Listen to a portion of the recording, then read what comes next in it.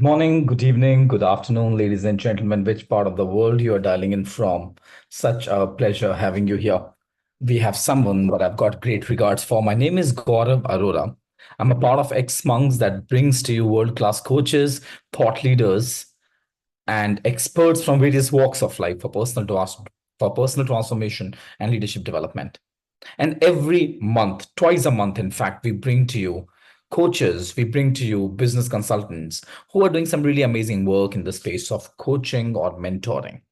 Now, we have been doing coaching matters for almost like 5 years now. And every month, twice a month, we bring to you these people. People bring their own expertise in this. People bring their own IP to share with all of us so that we can get better in what we do. Now, at the same time, one of the questions that people ask me, Gaurav, how to evaluate coaching and mentoring program? I mean, what is it that we could do that could help us to understand what is the ROI of the investment that we are doing? And for that, we thought that we should bring someone who has been doing a lot of research in this space. And for that, we are bringing to you Jeremy Unshaw. Jeremy, such a pleasure having you here. If I may request you to switch on your video, we would love to have you. And Jeremy is going to talk about how to evaluate coaching and mentoring programs. Ladies and gentlemen, as I said, I've personally been in the space of coaching for quite some time. And every time when I come across this question, trust me, I don't have an answer for that. And there's a reason. When you don't have an answer, the best thing is to go to people who have an answer. And it's always good to learn from masters. So, Master Jeremy, thank you so much for being here.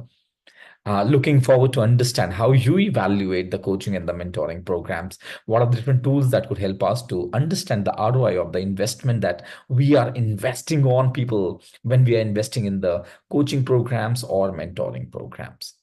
So, ladies and gentlemen, fasten your belts and please welcome Jeremy Unshaw. Jeremy, over to you. Thank you. Gaurav, thank you for that very kind introduction. Good morning, good afternoon, good evening to your listeners and viewers as well. And thank you for giving me the opportunity to speak about a topic which I know a little bit about and a subject which I chose because there was no consensus. And that's why I started this piece of work. Let me give you a little bit of background, Gaurav, for your audience as well. So, as a practicing coach, one of the biggest challenges that I receive, and potentially other people as part of the audience and yourself will receive as well, is the observation that it cannot be evaluated. And I'm constantly faced with either financial or other kind of tangible challenges that coaching and mentoring is something that no matter how structured it is, we can't measure it. So I could equally describe this session, Gaurav, as how can we challenge the legacy opinion that coaching and mentoring cannot be evaluated? And I challenge the theory that it can't be evaluated. And as part of my work, and again, thank you for inviting me to share this, I did a master's degree in coaching and mentoring here in the UK, where I'm based. And I worked with my tutors at the time to say this is something which I think from a preliminary review is going to explode into an awful lot of work. And that's exactly what happened. And I had to focus really hard on working out what I wanted to achieve. And I spent probably 12 months or so researching how other people evaluated coaching and mentoring, why people had problems with the evaluation, some of the challenges and some of the obstacles that were put in place of the coaches that were preventing some of those coaching interventions to take place. So let me expand on that if I may, and please do ask any questions at any stage, Gaurav. Coaching and mentoring, as you described in the introduction, a potentially life-changing opportunity for people, but still a relatively young profession. So despite the popularity of coaching and mentoring as an intervention for people, the academic and professional practitioner evaluation methods have not kept pace. So there's all sorts of different models, different coaching methods, different experts, but the evaluation has not kept pace. So there's very little consensus. So when I was doing a literature review of all sorts of different kinds of academic authors, Professor David Clutterbuck, I know you know very well, Professor Jonathan Passmore, who was on my own podcast just a few days ago, still a real paucity of clarification about how coaching and mentoring could be evaluated. So I chose to do my own research. So I did it in organizations. And one of the biggest issues I found was that the complexity, and one of the reasons why it's difficult to conclude, is the context of the coaching and mentoring. So that will be different. So whether we are evaluating coaching and mentoring interventions in a public service organization, a voluntary community social enterprise organization, a private sector for-profit organization, that context is providing an awful lot of challenge about how you go down the process of measuring the output from coaching and mentoring. So what I aimed to do was try and get some guidance as to how to create an innovative evaluation scoping method, because I suppose in a phrase that lots of people will have heard, one size does not fit all kinds of coaching and mentoring. So how can we take this huge expansion of coaching and mentoring and at least try and narrow it down to some kind of regulation that people can identify with? And the challenges that you and I will receive are from, and this is my background. My background is in C-suite finance. It's people like me in my previous career as a finance executive who are the people who complain about coaching and mentoring, because it's people like me who say, if I buy a machine, I can see how many units this machine delivers. How can you help me with coaching and mentoring? And also, it feels like quite a big cost.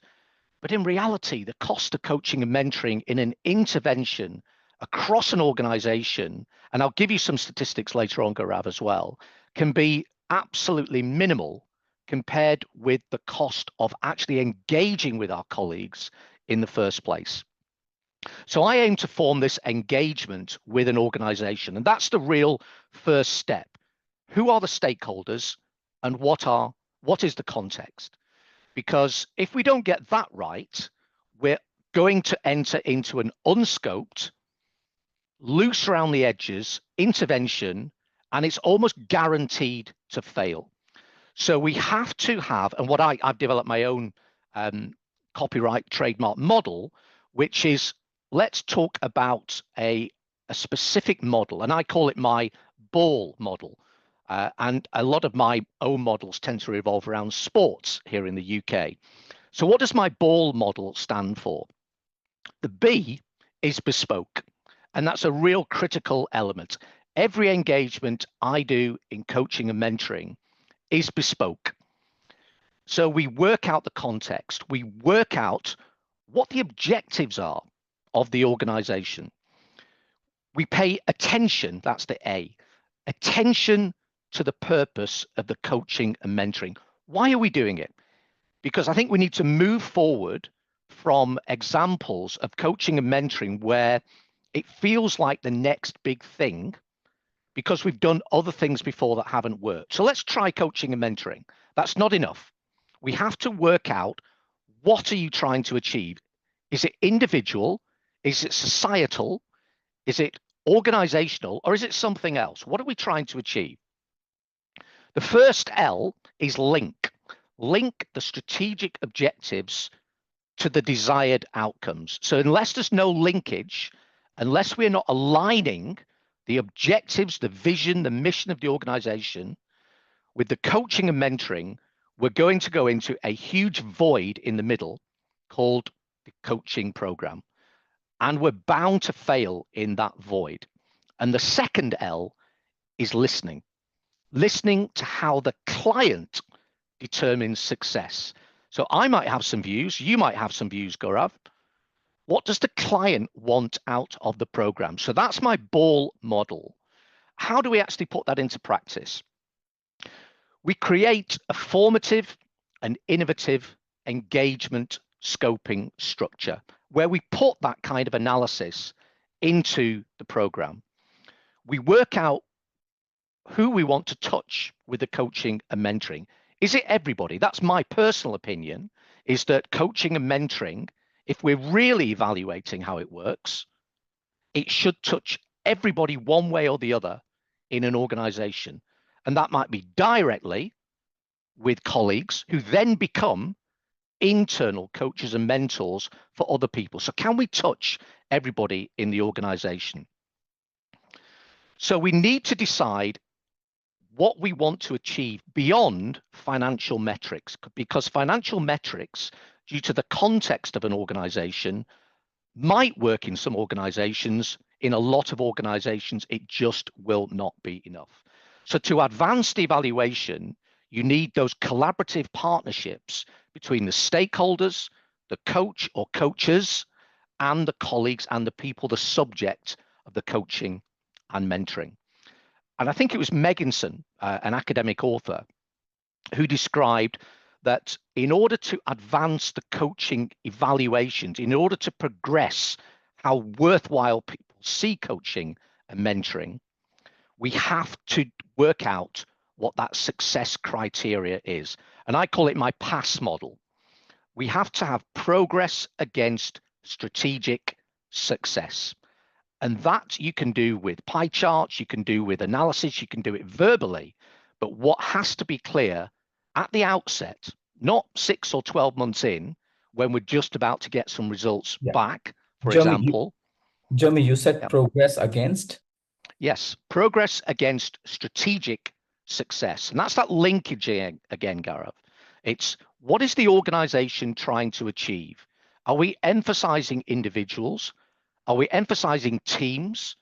Your colleague, I know him reasonably well as well, Professor Clutterbuck, would add at this point, I'm sure, the team and the systemic coaching is incredibly important as well. So we have to work out how we're going to manage and evaluate the team success and the systemic success as well. And all of the time, in and around the programs, we have to accept that there are other factors in play. And we're never, I don't think, ever going to get away from the fact that you may not ever be able to say that some of the results are 100% the result of the coaching and mentoring intervention. But we can try and do as much as we can to implement change. And I have another model I carry around in my head, actually. And it's about how do we implement change. And in order to implement change, and that's what coaching is there to try and deliver, and people have to want to deliver change, you have to have 6 factors in place. So we have to have the vision of the organization. We have to have the skills. We have to have the resources. We have to have some incentives. We have to have an action plan, but we need to have that measurement. So the measurement is really, really critical. I studied an author called Dr. Dhaminder Rajasinghe, and he did a lot of his PhD work on coaching and mentoring as well. And he concurred with all of this analysis, which was to make sure that the stakeholders were defined at the start of the intervention. Chugan is another author who describes how to frame the desired output, again, aligned with the objectives of the organization. So it's coming back all of the time to getting that scoping mechanism right. I did 12 months work, Gaurav. Here's what I came up with. And I did the work on a semi-structured interview basis with individuals in organizations. And I asked them the question, how do you evaluate? What are you looking for? And there were 2 distinct themes. And I'll describe the two distinct themes, each of which had 3 sub-themes. On one side, there was a desire for targeting corporate performance. And you'd split that area up into the individual, the organization, and in fact, the customer. So 3 key areas looking to see an impact as a result of the coaching and the mentoring program. So some of those individual kinds of KPIs, what are we looking for there? We're looking at, on an individual basis, some of their individual targets at the beginning of the year. Are they going to be delivering better financial performance, better sales figures, increasing exposure into territories, delivering new products, individual KPIs, something that's not necessarily new, but we actually want to aim the coaching and mentoring at individuals and see some output as a result of individual coaching and mentoring. Moving to the organization, slightly wider remit. So we're looking to see how the organization is being challenged in its output and performance. Some of those might be things like net promoter scores, employee retention rates, the length of time that people are staying in their role in an organization, the analysis of why people leave and seeing that it's moving in a progression, that it's actually positive when people leave. They're moving on. The company's happy, the individual's happy, everyone's been the receipt of a good performance. So things like net promoter scores can be really, really valuable. Constant surveys, and not just doing it once a year and then nothing for 3 years, constant review of how colleague surveys are being presented and looking for themes, looking for clusters of information, and looking for connectivity in those surveys. Is it every single part of the organization, for example, that says things like, we have the right vision, we have the right structure, but we just can't get things done. We're being frustrated by controls and procedures. So we want to see an increase in the performance in that area. And then the third example, customer service. Ultimately, one way or the other, we're serving a customer. Can we evidence the fact that our coaching and mentoring programs is assisting our customer service? And let's check customer service. So 3 quite defined areas in what I would call the corporate KPI performance area of the outcomes of coaching and mentoring. Here's what I found to be quite different, Gaurav, and I wasn't quite expecting this. There were some less tangible areas, but equally important. And again, there were 3 areas that came up time after time after time. So this is 12 months work summarized into 30 minutes or so. What came across really loudly was that a coaching and mentoring intervention needed to illustrate and evidence what I would call a coaching foundation factor. What do I mean by that? It meant that coaching and mentoring was being embraced and not tolerated. It means that coaching and mentoring would be seen as an intervention which is something you want to have as opposed to being imposed on you. So this thirst for change, this thirst for improvement, this challenge to do things better, to recognize that we haven't got this perception of perfection, coaching and mentoring was something you wanted to do. And it wasn't something that management was saying, you need to do this. So it's not corrective. It's not responding to a problem. It's recognizing that wherever we are in our careers, we can all go several levels higher through self-awareness. So this coaching foundation factor needed to be embedded. And part of that's the culture, Gaurav, as well. Another really interesting theme in this half of the analysis of coaching and mentoring intervention, and I would describe it as distributed leadership. How would I describe that in more detail? It meant that many people I spoke to said, we don't want coaching and mentoring programs to be seen as just an elite element of an intervention. We want it to touch, almost aligned with coaching foundation factor. We want this to touch everybody in the organization. How do we do that? Again, we're moving from that corporate KPI side to the slightly less tangible, but equally important. When challenged with what do you mean by that? These were the kind of answers I got.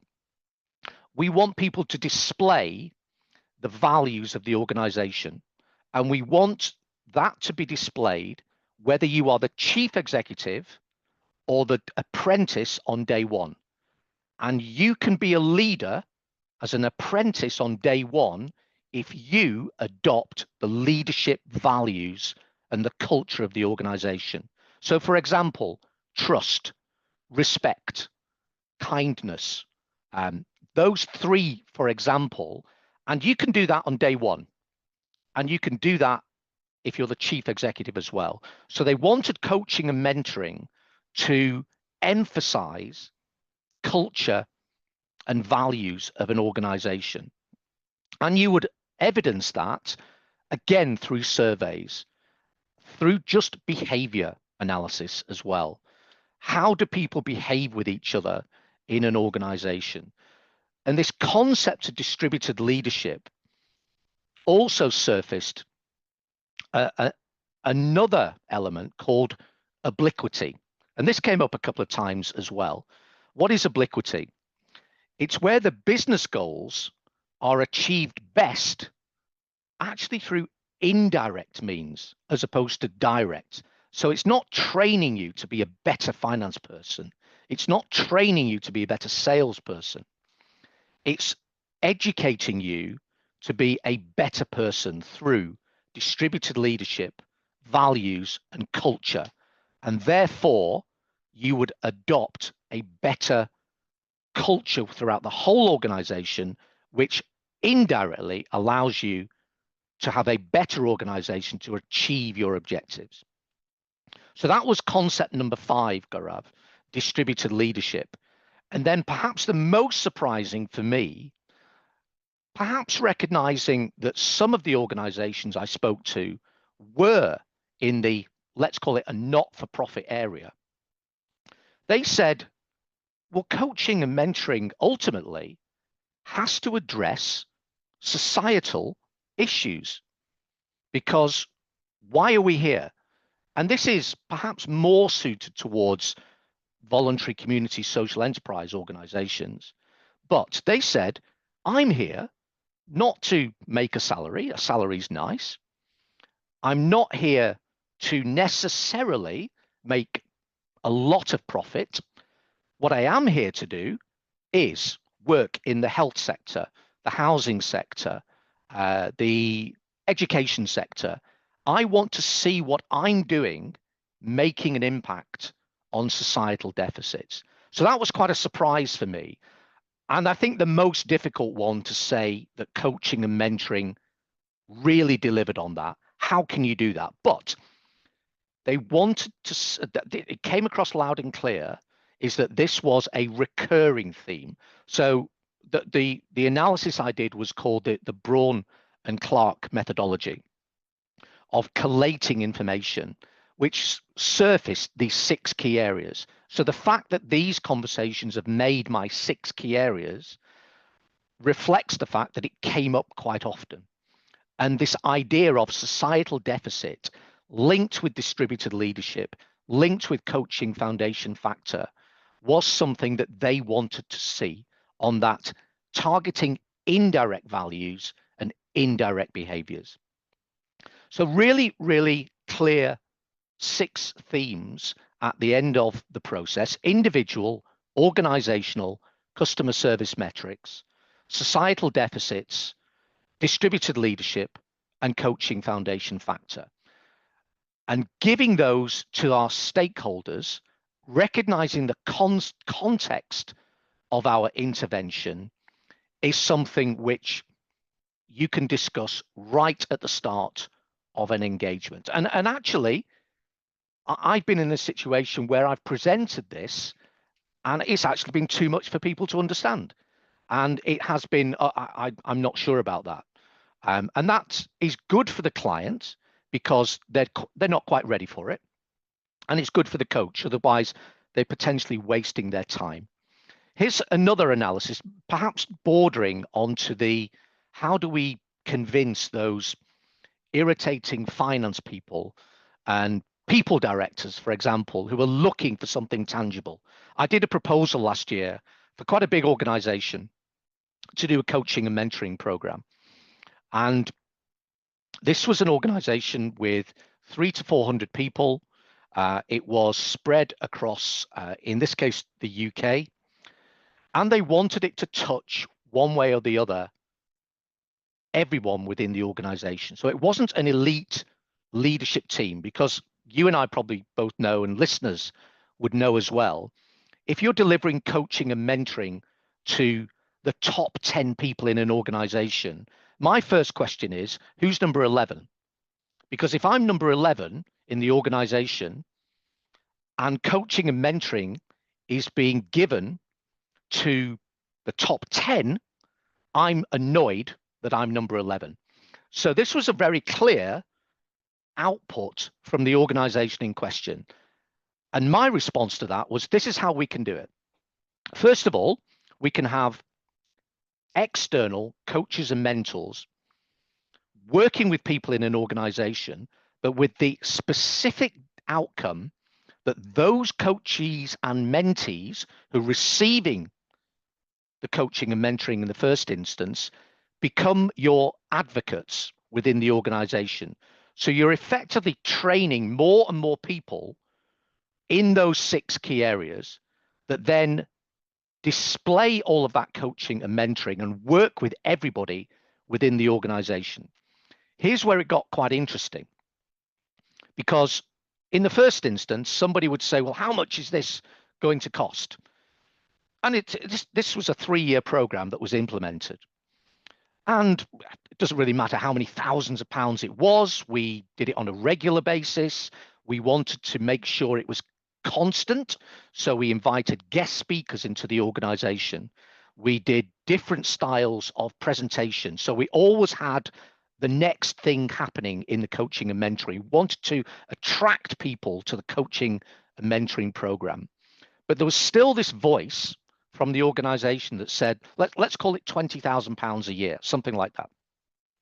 There was still the voice that said, I can't go back to my management team with £20,000. That's an awful lot of money. And it is, of course. It's £20,000, which, going back to the theme of the conversation, if we don't have the metrics to evaluate it, it could be seen as £20,000 wasted. Another way of looking at it was this. I have a finance background. So I went back to them and said, let's think about the value that you invest in engaging your colleagues through recruitment, interviews, search fees, onboarding, the period of time when they join the organization, when they may not be delivering much in that first few weeks or months. Compare that to, let's say, £20,000 a year for 3 years. With the number of employees and colleagues in this organization, I gave them a statistic. And the statistic that I worked out was, if you invest £20,000 a year and it touches one way or the other everyone in this organization, and you have achieved your coaching foundation factor, you've achieved distributed leadership, you're improving individual and organizational metrics, it came out as a calculation of 5 UK British pounds and 98 pence per month per employee. That was what it was costing the organization in question to invest in their colleagues. £6 per month per employee, £72 a year. That made it a very different conversation to £20,000 versus for a coaching and mentoring program. So I think breaking it down, again, goes back to the context. Who are we trying to work with here? Are we trying to create a culture? Because if we create the culture and everybody wants to benefit from the coaching and mentoring, it can reduce relatively the cost that's involved in that kind of process. So my findings came up with a conclusion, and the conclusion was, here are the 6 themes. The conclusions were, you have to absolutely work with the stakeholders at the start. You have to work out what in my case is your evaluation ball model, whatever those characteristics may be. And if I don't come up with the solution as to what the measure is, but the client has a very clear view, then I have to go away as a coach and a mentor of understanding what program I'm putting in place to influence what the customer wants, my customer being the sponsoring organization or the sponsoring individual. And I also think that progress against strategic success, if I give you an example of that, when I'm working with individual coachees, on occasions, you will have found this as well, Gaurav, 3 to 4 sessions in, what the coachee thought they wanted to speak about and engage in becomes something different, because they've now got that trust in you as a coach. They've got that engagement and rapport with you. They have that self-awareness, and actually they surface other areas. So I think a coach and a mentor always has to be aware of that as well, which is we have to have regular reviews of the coaching and mentoring metrics. We have to work to what the client wants. We have to listen to what they want. And we have to always be able to say, because of the coaching and mentoring program, your objectives as an organization are going to be achieved, or at least heavily influenced by the coaching and the mentoring. So I think all of those areas, scoping, engagement, understanding the stakeholders, what kind of organization it is, can all align to form a very detailed engagement scoping analysis and work out who is going to benefit and why they're going to benefit, and then determine the measures that are going to determine whether it's a successful intervention or not. And my literature review, Gaurav, I was restricted in the amount of work that I could put in to my dissertation in the work. But I could have, I think I was, whatever amount of thousands of words I was limited to, I could have multiplied by 10 in terms of the literature that's available in coaching and mentoring. And what I tried to do was summarize that and then summarize it for this conversation today. But going back to the very first principles, coaching and mentoring moving ahead at a great pace, systemic coaching, team coaching, using AI in coaching as well. The evaluation methods are lagging behind and we need to catch up. Yeah. Thank you, Jeremy. There's a question that says, given the leadership success is shaped by the multiple factors, including market dynamics, team collaborations, and economic conditions, how can organizations design an evaluation framework that accurately measure the direct impact of coaching while accounting for these external variables? A very, very pertinent question. In fact, 2 days back and yesterday as well, we had the pleasure of being with Mark Damok, the CEO of ICF. Mm. And we were at different places with different clients, with different set of coaches. One of the questions that was asked with the common thread was, how are we going to evaluate coaching? And when you are talking about that, the question is very pressing. Mm. How much weightage should we give to this? That if you're able to reduce the absenteeism or reduce the attrition or enhance the productivity or the performance of an individual, how much weight should we give to coaching? So what do you think? I think that's part of the scoping as well, in that I don't think there's ever going to be an intervention which is, unless it's with an individual to, let me step back. I think there are some things which it's a lot easier to do in answer to your question.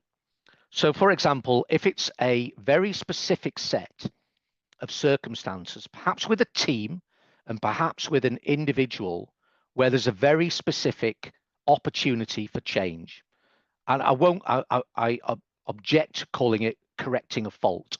Let's say, for instance, an individual doesn't do presentations or public speaking particularly well. I think that's limited as to what external factors can influence. So I think you can almost really define that as to say, I have a very narrow set of tram lines to achieve my success in this intervention. And I think as we expand maybe into team coaching, maybe the way the team engages with other teams, the way teams engage with external people, such as customers, suppliers, other people as stakeholders. I think you hit the right factor there. I think you need to decide what weighting there is in an organization. So are we facing, for example, let's go back to COVID-19, are we facing some of the most challenging organizational times where the coaching and mentoring may be hugely influenced by whatever's happening in external circumstances? But I do think that attention to the purpose and defining it with a weight, and in fact, my PASS model, progress against strategic success, literally develops a pie chart which says, whatever the aim of the coaching and mentoring is, I think that coaching and mentoring should be responsible for 60 to 70% of the progress in a particular area. And therefore, there should be some really meaningful progress in whatever metrics you choose. So I think it's very difficult to completely ignore the external challenges, but I think you can do your best to narrow it down.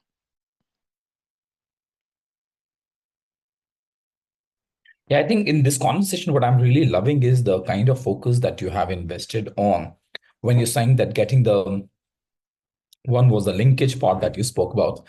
Why are we doing what we are doing? Why are we even investing in the coaching and the mentoring initiative? And then linking that with the mission and the vision with the coaching initiative. While we are at this space, would love to hear more questions from people. While we are getting into this, would love to share two slides, Jeremy, if you permit. Of course. Right. Okay. Uh, Measuring it, coaching has proven to be a great strategic tool, not only to take care of the softer side of a human being, but also a very strategic decision. Now, this is some data that's saying that, right? When coaching is implemented in a culture, in any organization, it has a direct impact on absenteeism rates, coaching recipient satisfaction scores. Of course, we all know this. Employee engagement and satisfaction scores. I remember the huge initiative that we did with one of the Tata Group companies, where around 600 people went through the coaching program in different shapes and forms. There were people who went through the program for 8 days. There were people who went through the program for 3 days. Now, the idea was not at all to have all the people certified on coaching. As they say that there are three modalities in the coaching space. One is the external coaches. The second one is internal coaches. And the third one is where leaders are trained to understand what coaching is and how to have coaching conversation. They might not be certified, and yet they understand the basic competencies of a coach, what it means to listen like a coach, what it means to ask a question like a coach, what it means to hold people accountable for the projects that they have taken. Now, having said that, the very objective that one of the Tata Group companies wanted us to initiate this initiative was that at level 4 and level 5, so they had 8 levels, 8 levels of hierarchy, impact leaders, 1 impact leaders, 2 impact leader, 3, all the way down to 8. In the middle of it, IL4 and IL5, which is impact leader 4s and impact leader 5s. And those were primarily leaders who were like either AGMs or they were CGMs or managers. These are the three Mm, brackets that they were mm, addressing. The employee engagement scores were like really low. And when they identified that the employee engagement scores are low, coaching could coaching be one of the solutions? And the answer was yes, of course. mm, And that's where it helped the organization to enhance and take the employee engagement scores to the next level. The feedback from the coaches, performance appraisal and promotion or tenure rates, and the return on expectations for the coaching recipients, return on expectations for the organization, and the return on investments.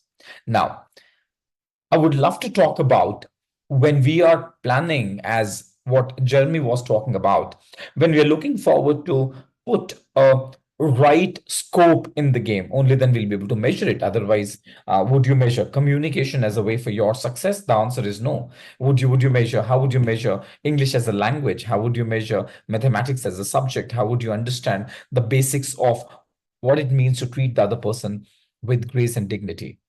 And this is something that we learned. And as we grow on, we start to put that into practice. Once we start to put that into practice, we have learned what it means to regulate our emotions. But then, how are you going to measure the impact of all these learnings into your day to day operations? The mm, answer is, as Jeremy mentioned, scoping.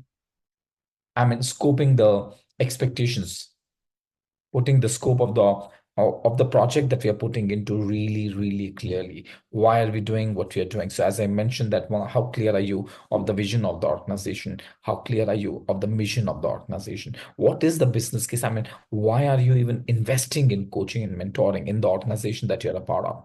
What is the deeper why? And then once that is done, who are those people who are going to actually drive this?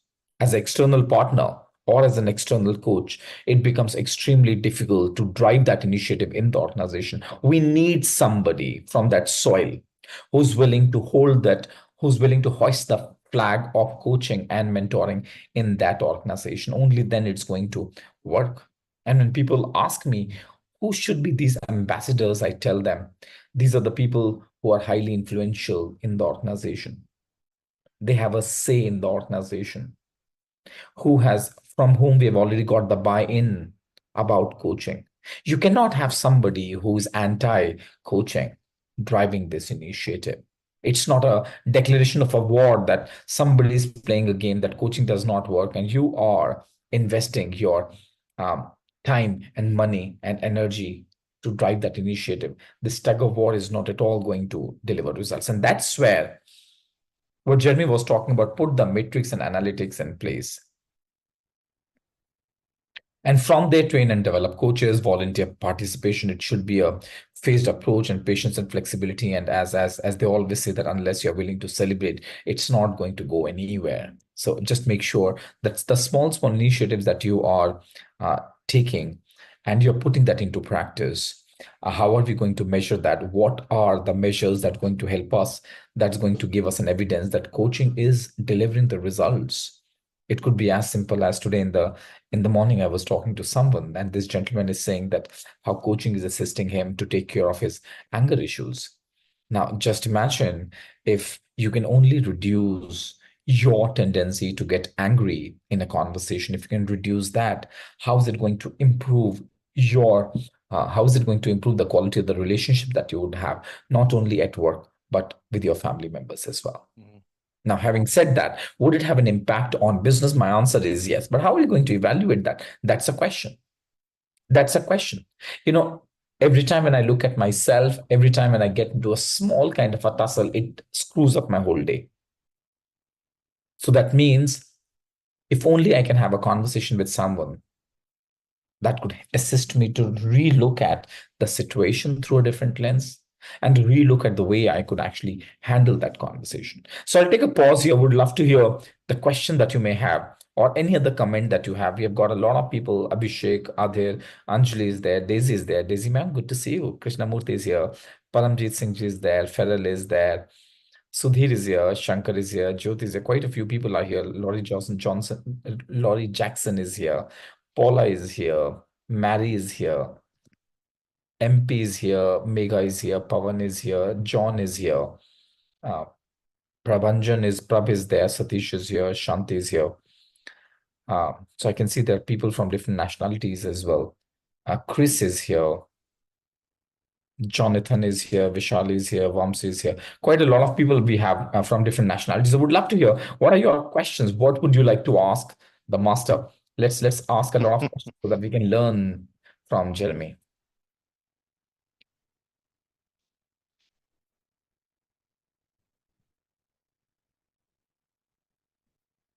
Jeremy, while people are asking, I have this question. You spoke about some Mm, really beautiful concepts. Let me just pull those concepts yep. for my own understanding. Just give me a moment. I was writing. You spoke about societal deficit and Mm. distributed leadership. I did. I believe I've got some understanding of distributed leadership, but tell us more about the societal deficit. You spoke about these are the six, right? Individual, Yep. organizational, distributed leadership, This societal deficit. Tell us more about that. this was one of the areas, Gaurav, which I suppose I shouldn't have been surprised with, but I was surprised to a certain extent.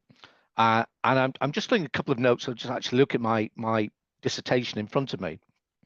And what came across very clear in those areas, and one of the organizations I work with in the UK was a social housing organization.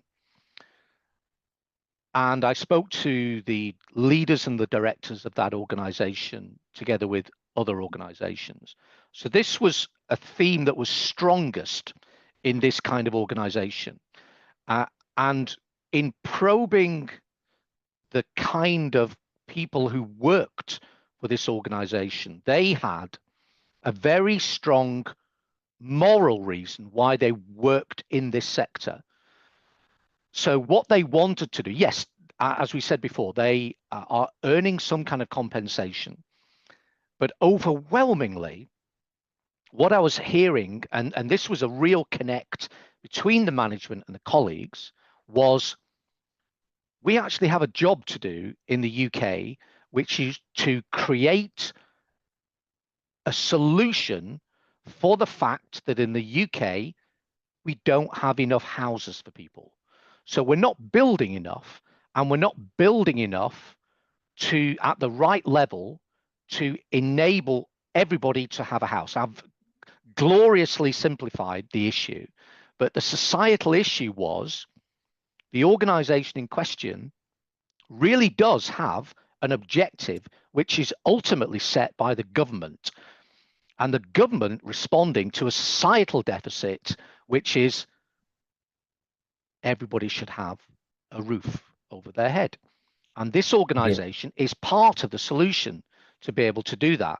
So what came across really loud and clear was I go to work every day to make a societal difference as well as receiving compensation. And maybe lots of people don't do that. I'm sure lots of people don't. And there's nothing wrong with that. But what came across in some organizations was absolutely, and maybe the health service is like that, and being a teacher is like that. I'm here to make a difference in society so that in addition to being able to pay for food and pay for energy, I actually go home in an evening and say I've made a societal difference. So that can be something which, again, I think that's the most intangible method of evaluation. But Beautiful. as an example, though, Mm. these kind of organization, I'll use the housing organization specifically. There is a target of how many houses to build each year to supply the demand. So there is a very pervasive target in the UK of building so many houses. Break it down. How many are you going to build in your organization? How many new houses are you going to deliver to the market? And then you can say whether you've delivered on your target. So you actually can produce an evaluation metric. There has to be some kind of external monitoring, though, because in those kind of organizations, I'm sure it's the case in other territories as well, there's a regulator. And the regulator is there to make sure that you're delivering on your social purpose. So if your objective is to build 1,000 houses and you've only built 500, then you failed. Now you're 500 better off, but if your target was 1,000, you failed. So coaching can deliver something around, well, what are the issues? What stopped you from going from 500 to 1,000? Was it skills, resources, incentives, liquidity, cash, management skills? Was it planning permission in the UK? So even in the most widest of senses, there's still an opportunity to attach some kind of metric, the same in the health service, the same in the education sector as well, some kind of external metric that, yes, you're providing a solution to the societal deficit, and there's a metric somewhere, whether it be an inspector of schools, whether it be the targets in and around the hospitals and the general practitioners. I know I've simplified that massively, but that's what came across in these organizations, which I possibly wasn't quite expecting to be as noticeable in my research.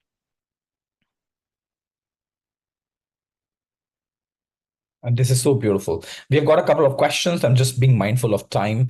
We don't have time to further stretch it. However, I would just love to read it for you. It says, found the £3 per employee calculation a fascinating way to represent the investment in coaching. Is the study slash format available anywhere online, or have you published it somewhere, Jeremy? I haven't published it, but 2 or 3 people in the last few weeks actually have said, have you thought about turning your research into a book? I haven't quite decided whether I have the time to do it, but I think it's the right thing to do. But it's that kind of case study, and that maybe that appeals. So if I'm a coach and a mentor, who am I selling to? I'm probably selling my services to, at some point, the head of finance is going to have to sign off the proposal, and probably the chief people officer is going to have to sign off that proposal. And the way of doing that was also, I think, having an impact on the coaching foundation factor as well, because it's an opportunity to say coaching and mentoring of a few individuals, one team, is not going to address the issues of team and systemic coaching within an organization. So let's work on a proposal which impacts everybody, is not corrective. It is, as you say from the slide that you presented a few moments ago, Gaurav, it's seen as something that is voluntary and actually is desirable, as opposed to something which is compulsory. I have to go on a training scheme. I don't really want to go, but I have to go on it. It's corrective. If it's approached with a mindset, and this comes across hugely in my podcast, if the mindset is, I want to get better, I know there's an opportunity, I invest in not just my own continuous learning, but the organization's continuous learning as well, that distributed leadership, that coaching foundation factor with, in my case, in answer to the question, 300 people, however many £1,000 it was a year, worked out to be £6 per month per employee. And my challenge then, of course, was, are you saying as an organization you won't invest £6 per month in your people? I think the answer to that is yes, you can. Super. Thank you so much, Jeremy. Thank you so much, everyone, for your contribution. If not for you, we would not be able to continue. So thank you for all your love. Thank you for all your support and being here on every second and fourth Wednesday. That's what we do. Every second and fourth Wednesday, we bring to you world-class coaches, thought leaders, and business authors and business leaders for personal transformation and leadership development. We would continue to do that for as long as you feel that we have been able to add some value to your coaching practice. We have been able to add some value to your life as well. You know, I personally tell, if it's not adding value to your personal life, if it's not adding value, where you can add value to your son, daughter, niece, or your nephew, we are wasting your time. And I would rather not waste your time. Take care of yourself. Stay blessed. Thank you. And thank you, Jeremy. Thank Thank you you. very much for the invitation. Take care. Bye bye.